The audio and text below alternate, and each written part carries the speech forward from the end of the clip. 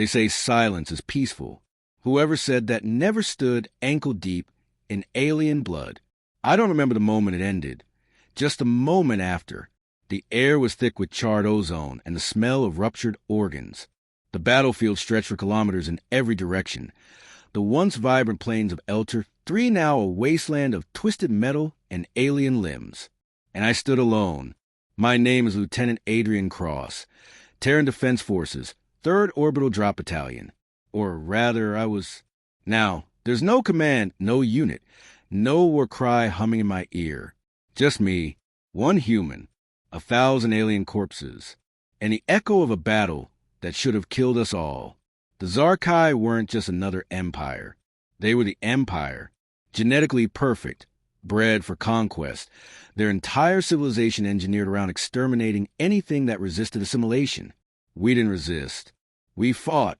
We bled. We broke planets under their weight. And still we clawed upward. Eltar III was supposed to be a delaying action. The brass didn't say it out loud, but we all knew. A sacrificial stand to give the fleet time to regroup at Cygnus Prime. 35,000 troops dropped.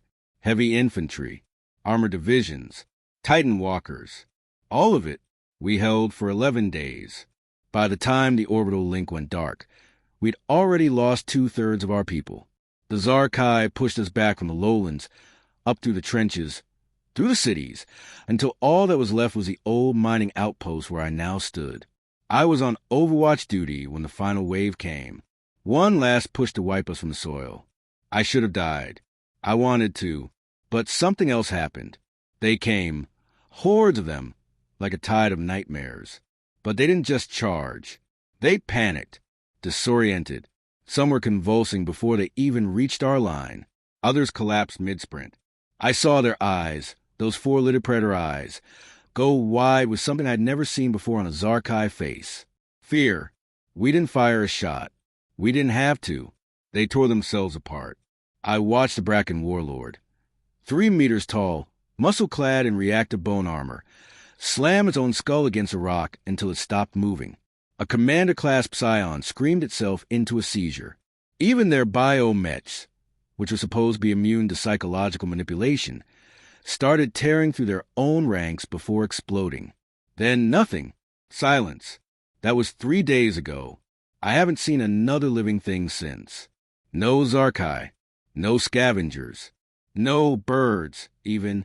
The planet's gone still, like it's holding its breath. And I'm still here with no answers. Just the wreckage.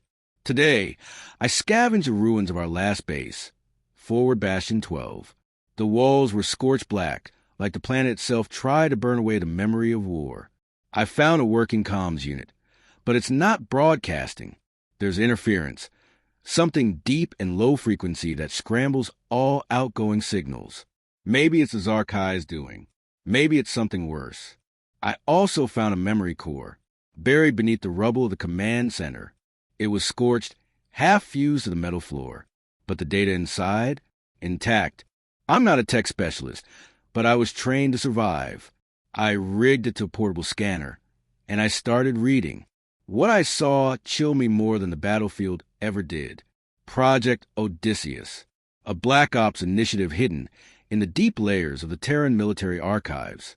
Psychological warfare beyond anything public command admitted. Bioresonant waveforms. Neural disruption frequencies. A weapon not of mass destruction, but mass collapse. It wasn't a bomb. It was an idea. Broadcasted through the Zarkai's telepathic hive link. One whisper, one pattern of thought, and the whole network began to unravel. An empire that could slaughter planets brought to its knees by a virus made of thought. We did it. We won. But no one told the soldiers on the ground. So now, I sit here in the commander's office, staring at the blinking blue light of the memory core, listening to the wind rattle through the broken outpost walls. I write this not for therapy, not for history. I write it so someone, someday, might know how the last battle ended. Because something doesn't feel right. If we really won, why am I still the only one alive? And if the Zarkai died from something we whispered into their minds, what did we whisper into our own? There are worse things than death. I learned that on day 5. By then, The stench of the battlefield had settled into my lungs. You don't get used to it. Not really. Your brain just decides to stop caring. A defense mechanism. Maybe, because if you really smelled it, burnt flesh, ruptured bile sacs, the metallic tang of spilled alien ichor, you'd never stop retching. The Zarkai didn't decay like we did. Their bodies stayed intact, even under Eltar III's brutal sun. Their skin was resistant to microbial breakdown. That was part of their design. Everything about them was built to last, built to conquer, except their minds. Now they lay broken, limbs twisted, claws locked in spasms. Some looked like they died mid-scream. Others looked peaceful, like they'd just fallen asleep and forgotten to wake up. A few were worse. I remember stepping over a child-sized drone class that had punctured its own thorax with its talons. I almost pitied it. Almost. But pity's a luxury I couldn't afford. I wandered out of cratered plains that morning and into the ruins of Hale District, one of the few civilian colonies that hadn't been completely razed in the fighting. It used to be a thriving mining town, terraformed, domed, modular. Now it was a shattered skeleton of prefabs and melted carbon alloy. I was looking for supplies. Food. Water. Maybe a clue. Instead, I found something worse. Movement. Not a lot. Just a flicker, barely perceptible, in the corner of my eye. But it wasn't human. And it wasn't one of the carrion drones the Zarkai sometimes used to sanitize their dead. I followed it, through crumbling corridors and debris-choked hallways, deeper into the colony's reactor station. The air grew warmer, more humid. As I descended, unnatural for a ruined building. Then I heard it, a sound I'd only ever heard once before in my life. Not words, not language, thoughts, but not my own. Zarkai communication wasn't vocal. It was psionic, a low, resonant pulse that bypassed language and drilled into your instincts. The scientists called it empathic synchronization. Soldiers called it soul noise. And in that moment, surrounded by silent corpses and flickering lights, I heard it again. Just one word, not in English, but I understood it. Host. I raised my rifle before I even realized I'd drawn it, my back pressed to a rusted wall, heart pounding like a mortar. I scanned for the source, and then it stepped into the light. Or rather, it dragged itself into the light. It was a Zarkai, barely. Half of its body was mangled, armor shattered, one arm missing, its chest caving like it had been crushed under a Titan walker. But its eyes, those predator eyes, still glowed faintly. Not with rage, not even fear, with recognition. And then it spoke, not with its mouth. That was gone, but into my head. You released it. I didn't answer. I couldn't. My mind reeled as it pushed more thoughts into me, like glass grinding against my skull. We were many, bound by purpose. Harmony. You broke it, broke us. It tried to crawl forward. I stepped back. It still echoes. Inside. Feeding. Changing. That word again. Host. I put 3 rounds into its skull. Not out of fear. Out of certainty. Whatever it was talking about, it wasn't dead yet. And it wasn't alone. When I left Hale District, I wasn't the same. I kept hearing echoes, soft pulses of the edge of thought. Not enough to paralyze. Just enough to remind me, you're not alone. I returned to the command post, activated the memory core again, dug deeper into Project Odysseus. Found logs, human logs, from a black site in orbit around Zarkai Prime. Terran scientists experimenting with psionic resonance. Not just to disrupt thought, but to implant it. They discovered a waveform pattern during one of the early skirmishes. A shape, recursive and fractal, that didn't just confuse Zarkai minds. It infected them, grew in them, a cognitive virus. Project leads called it the whisper pattern. They tested it on isolated Zarkai subjects. Within hours, the subjects turned on one another. Within days, they began sculpting strange symbols into walls, repeating phrases that didn't translate. By week's end, they begged for release, not from pain, but from something watching them from inside. The final entry? Pattern appears autonomous, adaptive, possibly sentient. That's when I realized something terrible. We didn't just win the war. We unleashed something. Something older than Zarkai. Something that used us to jump hosts. Something that now had a new home. My mind. I stared into a cracked mirror that night, looked at my own eyes, and for a moment, I didn't recognize the thing looking back. I haven't slept in 2 days. Not because of fear. Not even the gnawing hunger. No, it's because it won't let me. Every time I close my eyes, I see patterns. Swirling shapes. Fractals folding into themselves like the petals of some carnivorous flower. I dream of geometry that doesn't obey physics, of colors that don't exist, of whispers in a language made of pressure and pulse. And I wake up screaming, sometimes not in my own voice. The memory core burned out sometime last night. Overheated. Too much data transfer. Or maybe it just couldn't handle the strain. Either way, it's gone now, but I've seen enough. Project Odysseus wasn't a weapon. It was a ritual, a summoning. The scientists didn't know what they were doing. They thought they'd found a frequency that could collapse the Zarkai's neural web. They didn't realize what they were really tapping into. A signal, a psionic life form, maybe a cosmic pattern. Or worse, something that has no form at all, just intent. It used us, used me. I thought I'd survive the final battle by luck or some cruel cosmic joke. But now I know better. I wasn't spared. I was chosen. The outpost power grid is nearly gone, so I've started moving again, east, toward the ridgeline that used to house the planetary observatory. I remember it from the early days of deployment. A Terran deep scan facility used to chart solar flares and incoming debris, but it also had off-the-books capabilities. Long-range psionic receivers. If the whisper pattern is still out there, if it's broadcasting, I might be able to detect it from there, or maybe stop it. Hell, maybe I just want to understand it. On the way there, I found something new. A graveyard. Not the kind we humans make. The Zarkai didn't bury their dead. They incinerated them, reabsorbed their biomass into nutrient pools. But this was deliberate. Rows of corpses. Dozens. Perfectly aligned. Each one posed the same way. Arms folded over chest, claws interlocked, heads tilted skyward. Their armor had been removed, placed neatly beside them. Their bodies were unscarred, intact, and carved into the earth beneath each of them was a symbol. Not Zarkai, not human. The same swirling, recursive spiral I've been seeing in my dreams. They didn't die in battle. They surrendered. I kept walking, pulse thundering in my ears. The wind had picked up by then, howling through the rocky canyons like a choir of dying gods. Dust stung my face. My visor cracked days ago. I stopped caring. If the atmosphere poisons me, so be it. But as I neared the observatory, something shifted. The sky went still. No wind, no sound, just pressure, like standing at the bottom of the ocean, under miles of weight. And then, without warning, my HUD blinked to life. Receiving signal. Pattern detected. Class Omega. Warning. Cognitive hazard. Engage neural dampeners. I didn't have dampeners. No infantry did. They were considered experimental, unstable, and frankly, unethical. The moment that signal hit, I dropped to my knees.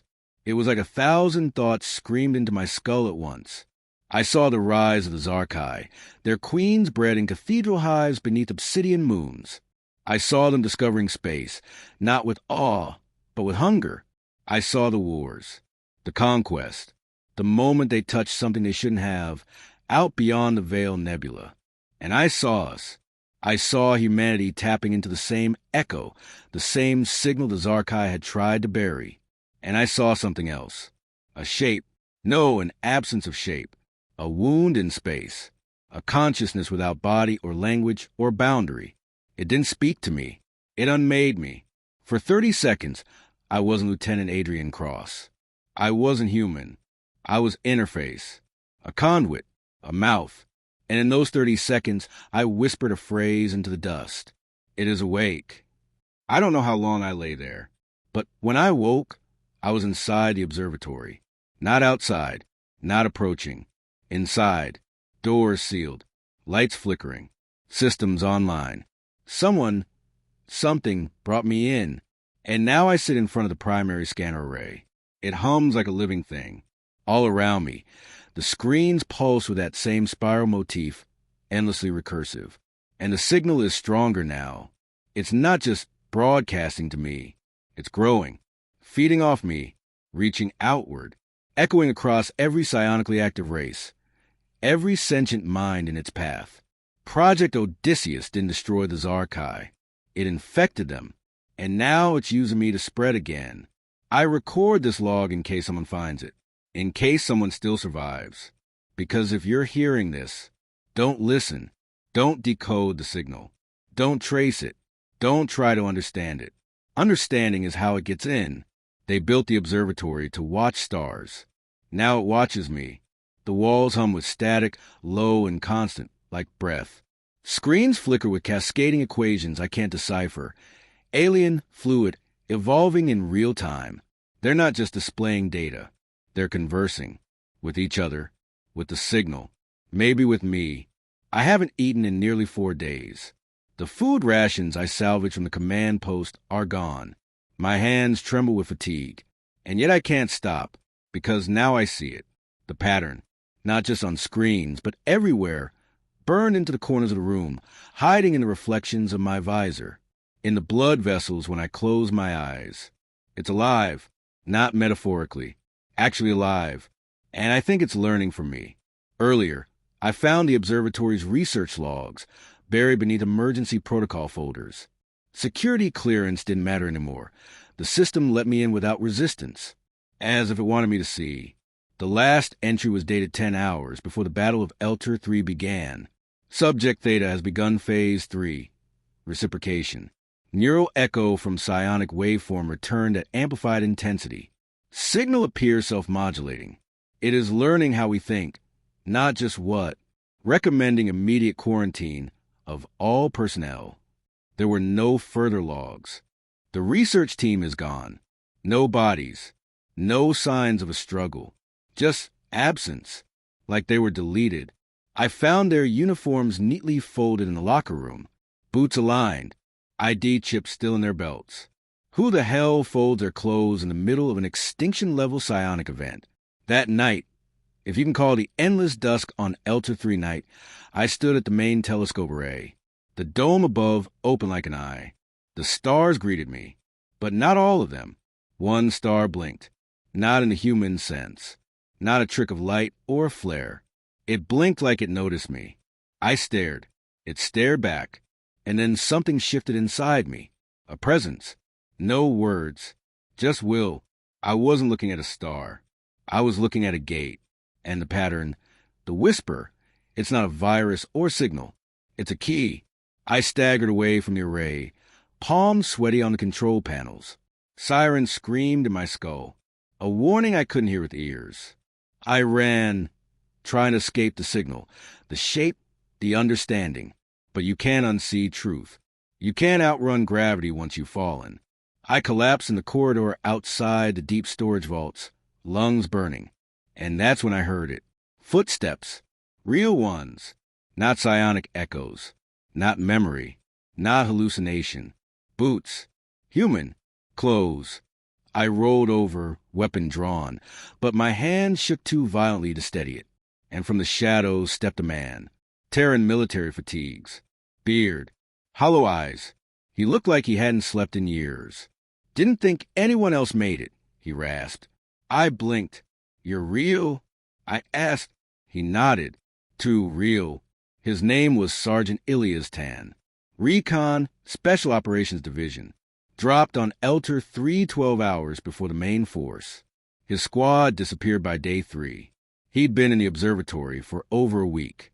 How did you survive the collapse? I asked. He just looked at me. And then he whispered. I didn't. He sat me down in the observatory's med bay. Gave me water. Nutrient paste. My hands stopped shaking. I stopped hearing the whisper for a full 30 minutes. And then, like a tide returning, it flooded back, stronger, clearer, more focused. I turned to Ilias. You're hearing it too, I said. He smiled sad and distant. I was the first. According to Ilias, the observatory had been conducting illegal waveform experiments for years, not just observing psionic phenomena, but inviting them. They weren't just trying to defeat the Zarkai. They were trying to contact what came before them. It's not alien, he said.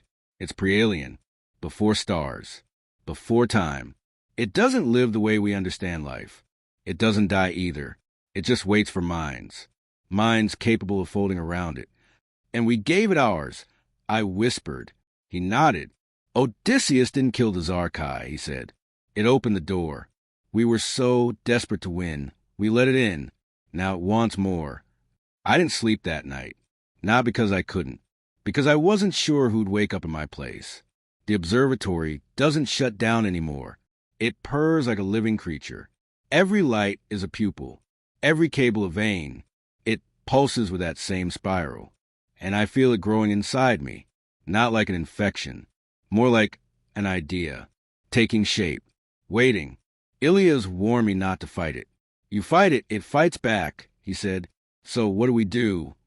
He looked at the stars. We make a choice. Accept it or burn the key. He handed me a data core.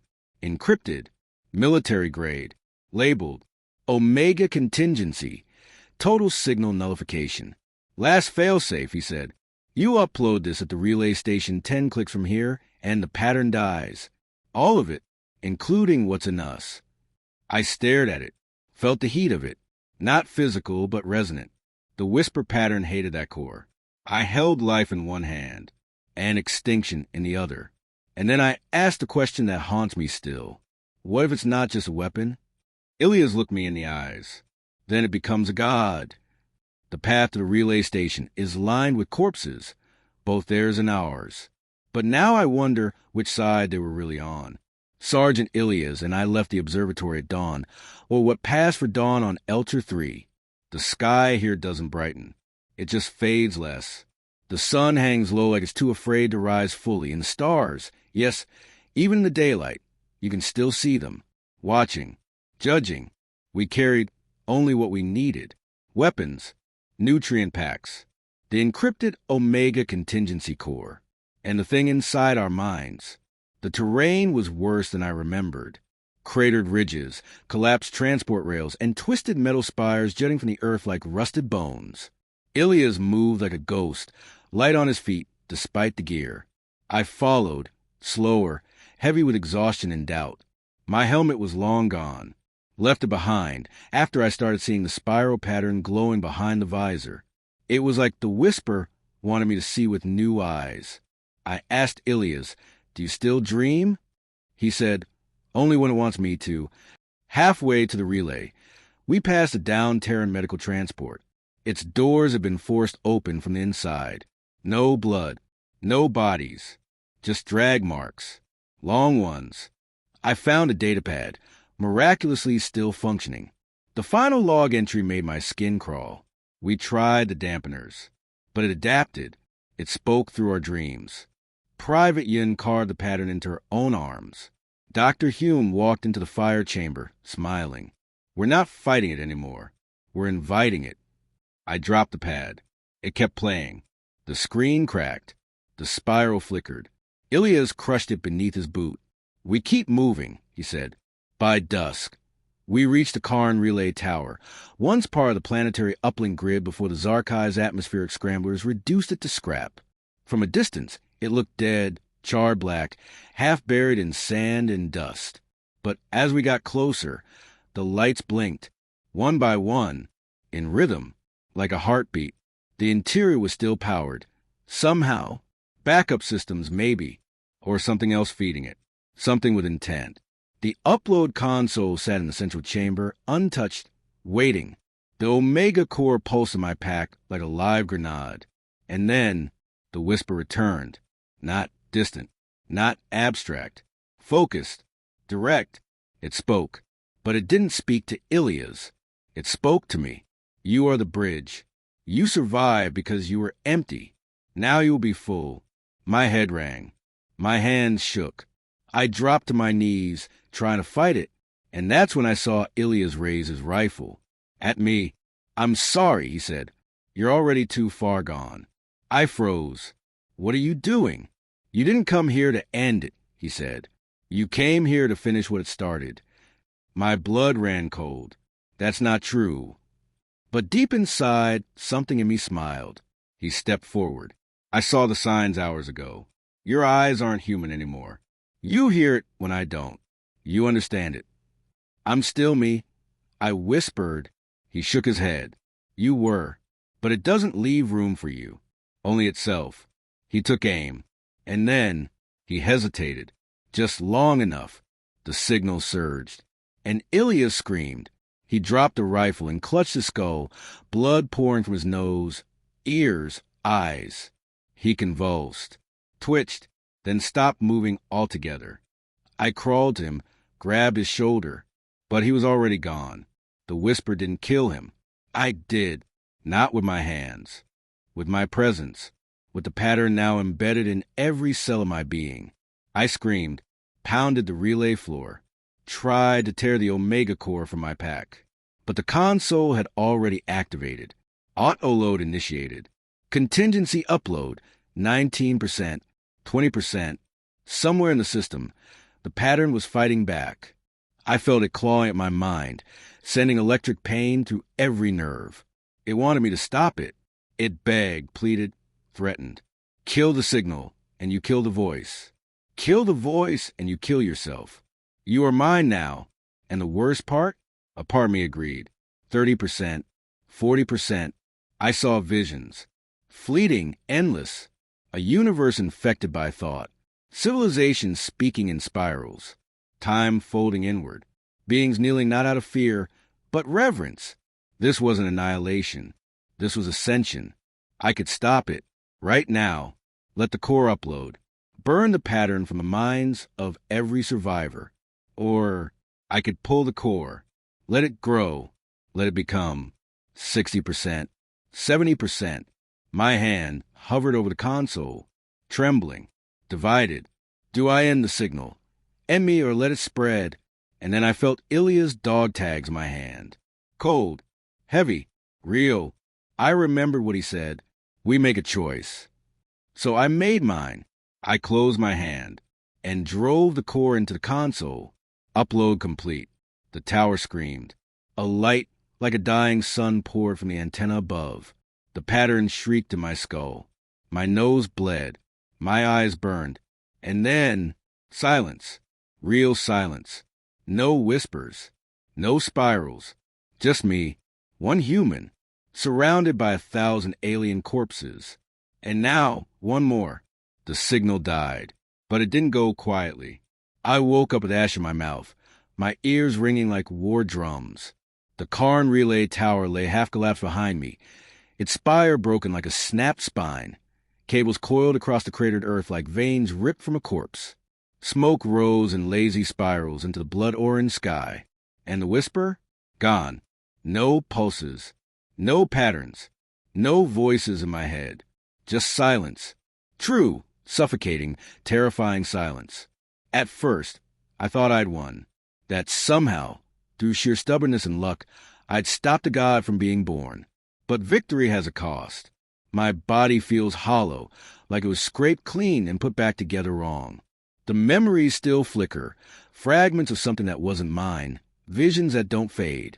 And then there's the cold. It started that morning.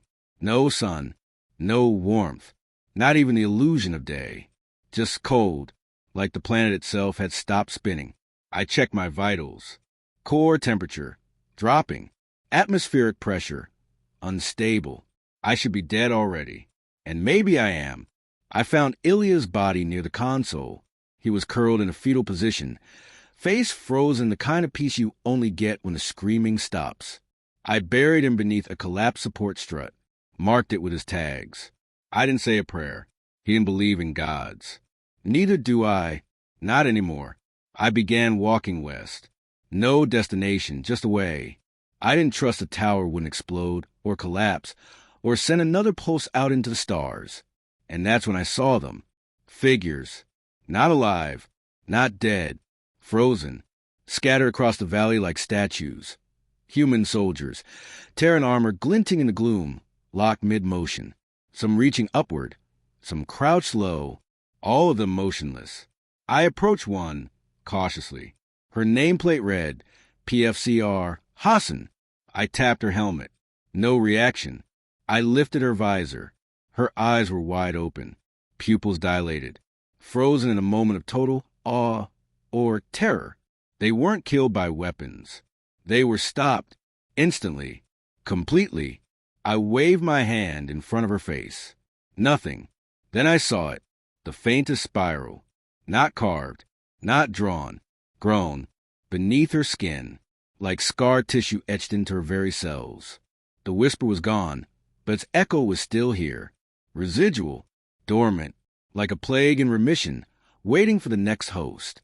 The Omega Core scrubbed the signal from the grid, but not from the people, not from me. I checked my arms in the reflection of my blade. Lines, swirls, faint, but there, moving just barely, as if my body hadn't accepted it was free yet. Or maybe it wasn't. That night, I made camp beneath the remains of a crashed dropship, the kind used in the first wave of Eltar III. It still bore the emblem of the 3rd Orbital Drop Battalion. My battalion. We started with 35,000. I am the only one left. I lit a fire from broken crates and polymer sheeting, watched the flames dance, and tried to feel something. Guilt, relief, grief. But all I felt was emptiness. The kind of emptiness you only get after surviving something you weren't supposed to. The kind that asks, why you? Why not them? And the worst part is, I don't have an answer. Then I heard it. A voice.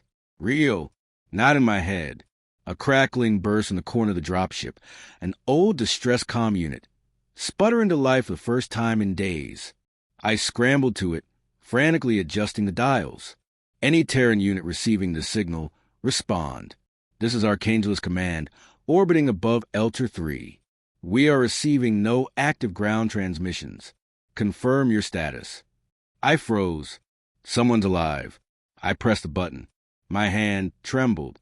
This is Lieutenant Adrien Cross. 3rd Battalion. I'm alive. Alone. Ground side. Repeat, alive. There was a long pause. Then a reply. Stand by for evac coordinates. We're bringing you home. Home. The word felt strange in my mouth. Where is home now? When your species has whispered the universe open. When you stared into a psionic abyss and felt it stare back. When your veins carry echoes of an extinct empire. And something more. I buried the comm unit in the sand after the message ended. Not because I didn't want to be rescued, but because I didn't know what I would bring back with me. Now I wait on the cliffs near the evac zone, watching the stars blink in strange rhythms. I still see the spiral when I close my eyes. Fainter, but there, always there. The whisper was silenced, but ideas don't die. They evolve. They wait. They find new ways in. And I am one human survivor, among 1,000 alien corpses. And maybe something else. They came for me at dawn, not with fanfare, not with rescue pods and medics and banners of salvation. Just a single gunship. Its hull was scorched, its insignia worn down by micrometeorites. But it was real, tangible. I watched it descend to the crimson haze above Eltar III's surface, engines coughing against the thin, corrupted air. For the first time in weeks, I felt warmth on my face. Sunlight. Or maybe it was just heat from the exhaust. The ramp opened. A woman stepped out. Terran Command uniform. Captain stripes. Visor up. Her eyes scanned the cliffs, wary but curious. Then she saw me. She didn't flinch. Didn't recoil at the mess I'd become. Lieutenant Adrien Cross? She asked. I nodded. Her gaze flicked to the pattern on my forearms. The faint spirals beneath the skin. She said nothing, just offered her hand. I took it, and I boarded the ship. I expected decontamination, quarantine, interrogation. What I got was silence. No questions, no scans, just a private room, a bed, a tray of food, and a view. Earth, far away, small, blue, still alive. The captain visited me the next day. She didn't speak, until the door sealed behind her. Then she handed me a datapad. On it, a message. Classified. Red line Omega. My clearance shouldn't have allowed access. But again, no one stopped me. The message played. General Halvorsen, the same stone-faced tactician who'd sent my battalion to die. His voice was calm. Flat, but there was something beneath it. Regret? Resignation? If you're seeing this, then you survived the whisper. That makes you both a miracle and a threat. He looked into the camera. Into me. Project Odysseus was never designed to save humanity. It was designed to buy time. We found something beyond the veil. We poked it, prodded it, and it responded. The Zarkai weren't our enemy. They were a firewall, a barrier. We didn't just destroy them. We removed the last seal. And now we don't know what's coming. I dropped the pad. My breath caught in my throat. They knew. They always knew. And they still used us. The captain finally spoke. You're not the only one, Adrien. I looked at her. There are others? I asked. She nodded. 3 confirmed survivors. All from different sectors. All exposed to the whisper pattern. Each changed. I felt cold all over. Are they like me? She paused. Not exactly. Some resist. Some evolve. I wanted to laugh. Or cry. Or scream. Instead, I asked the only question that mattered. What happens now? She walked to the viewport, folded her arms, and said, Now we prepare. The rest of the trip passed in silence. The crew didn't speak to me. I didn't try to speak to them. When I walked the halls, they stepped aside, not out of fear, out of something deeper, recognition, as if they already knew I wasn't entirely one of them anymore. We arrived at Luna Station Prometheus, a deep space black site that doesn't officially exist. Its orbit hides behind the moon's dark side, shielded from public sensors, invisible to civilian arrays. They led me through winding steel corridors until we reached a sealed chamber. Inside, the other 3, 2 women, 1 man, different ages, different branches, but all marked, not with the same spirals, but variations, like branches of a growing tree, each unique, each humming. One of them looked up at me and said, We've been waiting. They didn't need to explain. I understood. We weren't survivors. We were carriers, not of death, but of change. The whisper pattern didn't die in the relay. It seeded, silenced, yes, but not destroyed. It moved into us, not as infection, as code, living code, an intelligence that doesn't spread by machines, but by minds. And now it dreams through us, watches through us, waits through us. There's no going back. Not for me, not for humanity. We broke the Zarkai. We shattered the firewall. And now the door stands open, not just to extinction, but to ascension. And I am the first of a new kind. This is Lieutenant Adrien Cross, last of the 3rd Battalion, first of the Whisperborn. And this isn't the end. It's the beginning.